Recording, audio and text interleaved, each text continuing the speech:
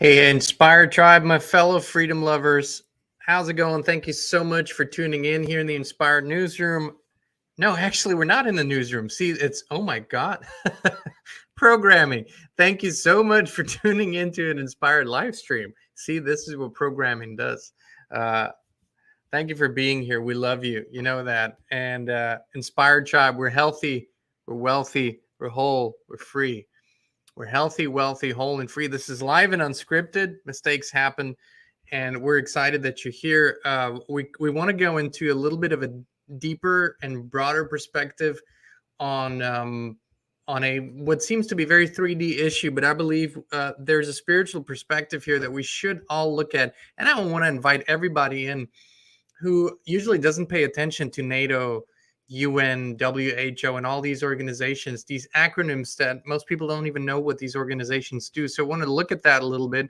But before we do, let me say one more time, we're healthy, wealthy, whole, and free. It's excited that you're here. Howdy, L. Anderson, VB, No Name, Ashvara, good to see you. And let us know where you're tuning in from in the live chat or later in the comments. I love seeing where everybody's tuning in from.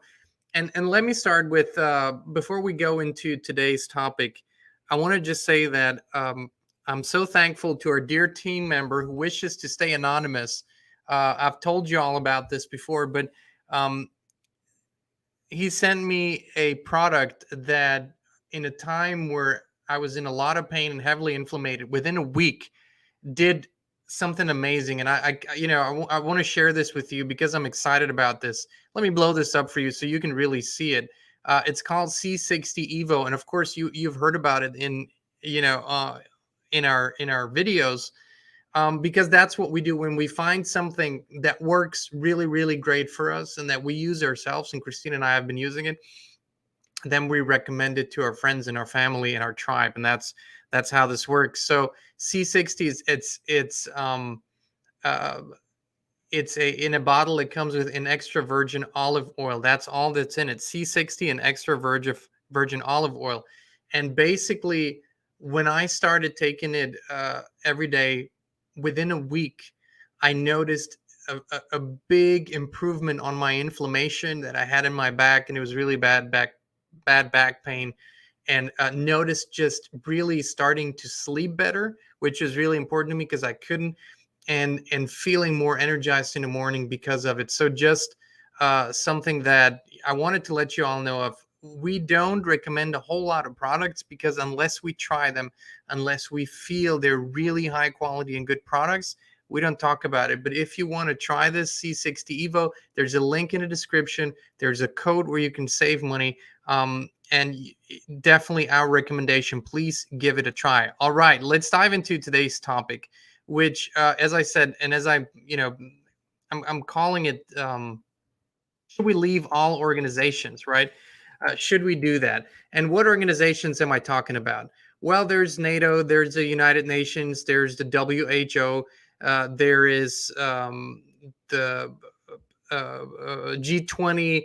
There's agreements like NAFTA and stuff like that. And all of this, people don't really know much about. So I wanted to share a little bit why I think these organizations are highly dangerous. And let me first start with a quote that I found that you might enjoy, and that I found many, many years ago, that kind of gives you an idea of how these organizations operate. And he was a president of the EU Commission, Jean-Claude Juncker, and these are people that are not voted for, by the way. The commission is not voted on. And he said, I believe 12 years ago or so, he said something publicly. That's why it's recorded. It's a real quote.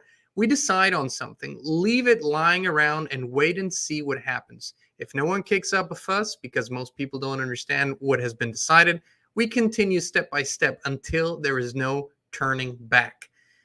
This is the perspective that these people in all of these organizations pretty much always have, right? And this is kind of from the get-go the reason why we want to talk about this. So Christine and I used to own a business in Austria. And when you own a business in Austria, there's a lot of cost in this. There's a lot of memberships that you need to take. There is a lot of basically hidden taxes. But one of the things that you need to do is you need to become a member of the Chamber of Commerce. But unlike in other countries, the membership in the Chamber of Commerce is not voluntary, and you can't end it at will. If you own a business, you have to be a member of the Chamber of Commerce. You have to pay your dues every month. Now, this is a government organization, but just by the way, it's so the government forces you to join that Chamber of Commerce. And we have sort of become used to ourselves being part of organizations, our nations, our cities, our counties, but we never ask what is the benefit and what is the cost of it? And how did we come from, hey, it might be a good idea to have international groups where we can talk to each other, figure out if we have common interests, figure out if there are trade agreements that we could have, figure out how we coexist peacefully in the world together. How do we get from that idea to where we are currently, where it is basically these organizations are dictating to every member nation how they need to structure their laws, their governments, their actions, and everything else. And this is really what these organizations always do. So, when people say we need to exit the United Nations, we need to exit the World Health Organization, we need to exit all these organizations, the media goes bonkers. And of course, the establishment, the mockingbird, they think you're extremists, you're radicals, you're isolationists, you are nationalists. And to a certain extent, probably, in their view, that might be true. But what is the spiritual perspective here? What union do you know of that is successful and brings forward fruit and brings forward success and health and happiness that is involuntary? And where in life does it work where something is being dictated to you every day against your will oftentimes, and it leads to a better outcome? And this is what is happening with the UN Agenda 2030, for example. What is happening with the World Health Organization? What is happening with NATO? These organizations have become so powerful, and make no mistakes, they were designed to be so powerful from the beginning, but they've become so powerful that they dictate to the member nations what they need to do. And now we're seeing this especially play out with the World Health Organization, as it is poised now to become this world government starting in May 2024. If the treaty and the amendments to the international health regulations are really adopted as currently it seems they will be, then this will become a legally binding world government. Where's the sovereignty? Where's the freedom? You see, people are willing to give up so much, of their free speech, free will, and free everything, to have a false sense of security and safety, because the world has never been sicker. The world has never been more unstable than it is right now. Do these organizations on occasion have a positive effect? Yes. I mean, we could see some small wins. Our good friend General Holt, he continually says, well, if NATO has done anything, it's kept the peace since World War II. And he's a specialist on a subject, so I don't want to contradict our dear friend's statement. I just want to say, at what price? And is it really peace? Or are the wars being fought on different levels? Yes. Do populations benefit from no kinetic war? Yes, for sure. But there's a bigger picture here. We need to understand 2 or 3 things here. One is that whenever we give away power to something external, and if a nation gives away deciding power to an external organization, it is the same principle. Whenever we give that power away, we say we are not sovereign enough. We're not intelligent enough. We are not moral enough. We are not educated enough. Please take care of this for us, right? So that's the first signal. The second signal is I am willing, because of fear, to give up my decision power, the freedom over my own life, the freedom over the fate of my own nation because of fear. And the third is, I will be bound to accept what you then tell me, even if it's against my own best interest and against my own will. And these are things that I cannot comprehend, because we could be part of groups and organizations on a strictly voluntary basis. If this is beneficial to all, everybody will want to be a part of it. Our dear friend Frank Stronach, a self-made billionaire, has always said to us that when he ran for office and back in Austria, he always said this, if the Chamber of Commerce is as great as it says it is, you wouldn't have to force people to become members and force people to pay their dues. They would do it voluntarily. They would love to be a part of it. Why? Because it's great and it brings some benefits. It's as easy as that. And we have reversed, as always, the situation. Now these organizations, NATO dictates, WHO dictates, UN dictates, G20 dictates, G7 dictates. Well, this is not how it works. We need to step back into our power. The message is always the same. And I actually believe that the more people that come from a freedom perspective, cooperative freedom perspective, move into positions of government, local, county, state, or nationwide, the clearer the picture will become that we have to exit these organizations. Because what are they doing? They're all working on the same plan, that by 2030, the latest, there will be a completely new sheriff in town, and there will be a completely new structure in town. And so I'm saying that for now, we need to really rethink these memberships, pull back, get together as a nation, get the input of the people, and say, what do we actually want? What are we willing to put into it? And what are we wanting to get out of it? And this is a spiritual question, because it's the same in your life. The more, and this is the exact correlation. If you ask off-grid living people, or people that live very self-sustainable, self-reliant, people that live in their own sphere of personal responsibility, if you ask them, they want to withdraw the membership of these organizations. If you ask people that live in high rises in cities that are very depending on the system, that cannot, for whatever reason, feed themselves or take care of themselves, that rely on doctors for health or health advice, that rely on supermarkets for food, if you ask these people, they're usually inclined to say, yes, we need these organizations.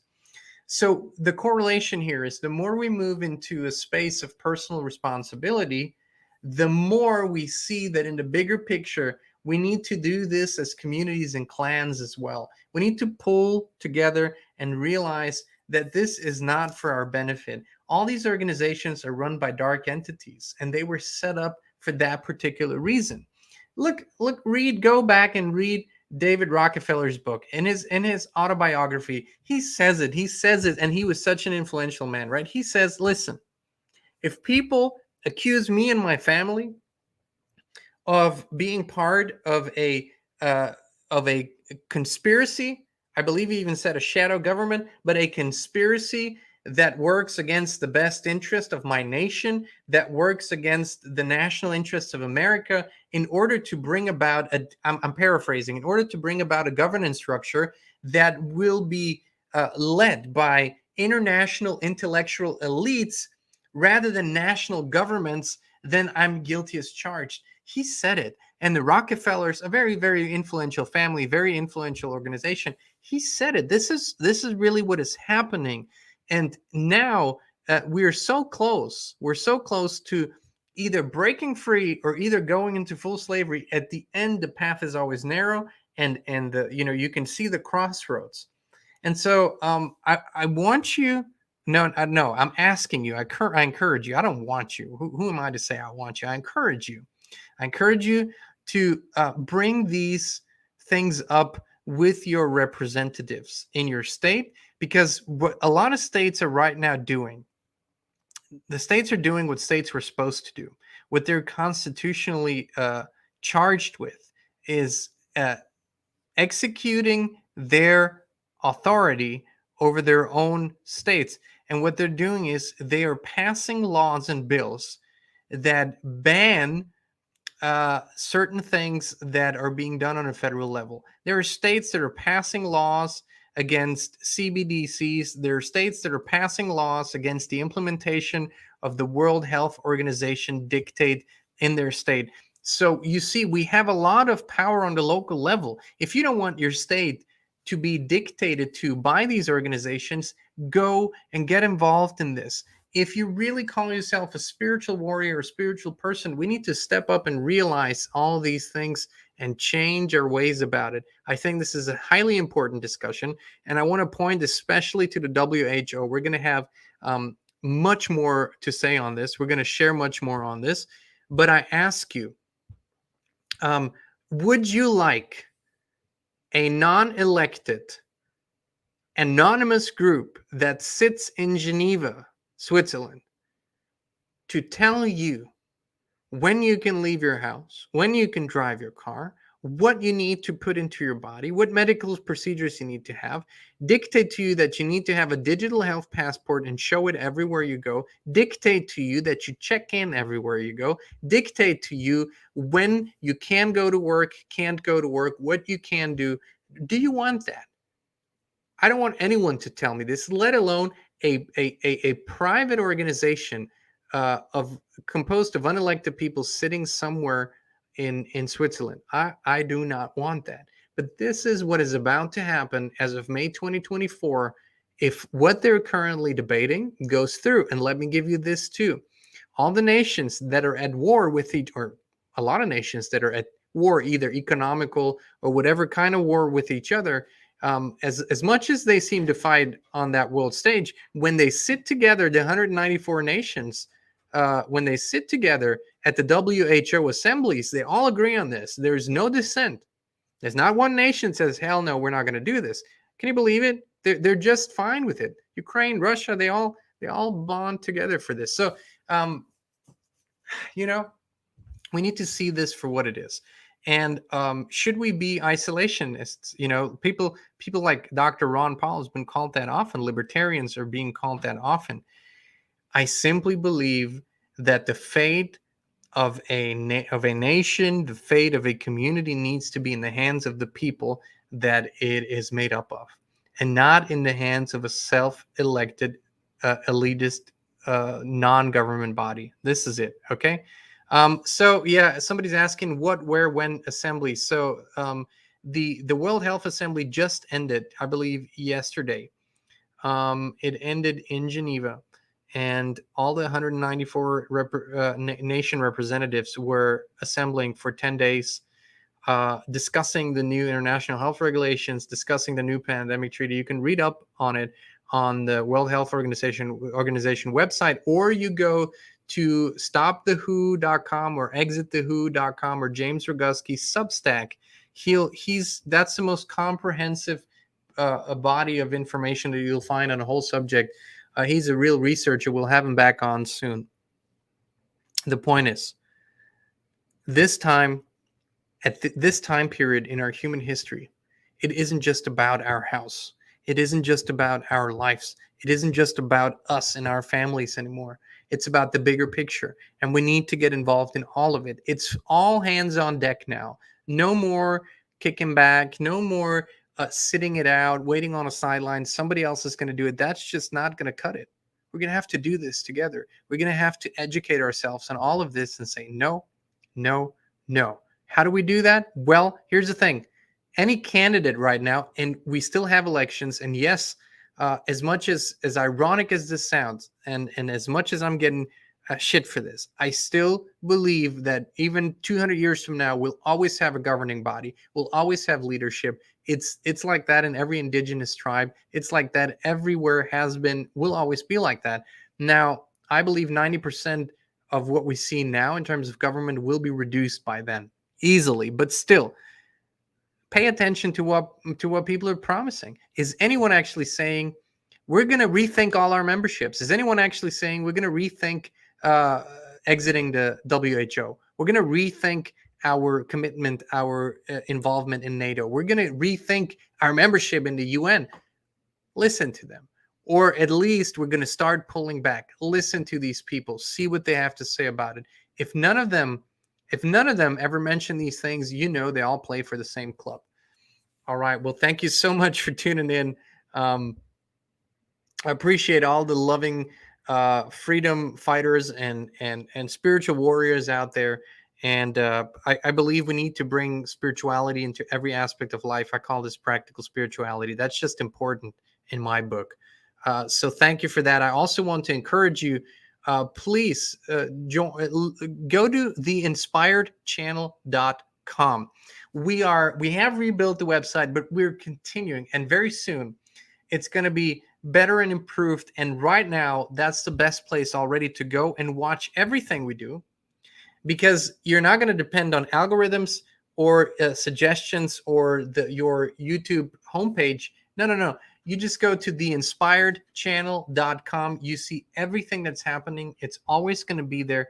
That's your one-stop shop for all things inspired. Much, much better than hoping that the algorithm serves you. We will always serve you. All right. Well, thank you so much for tuning in. Much love, and be abundantly blessed. We'll be back with you again very, very soon.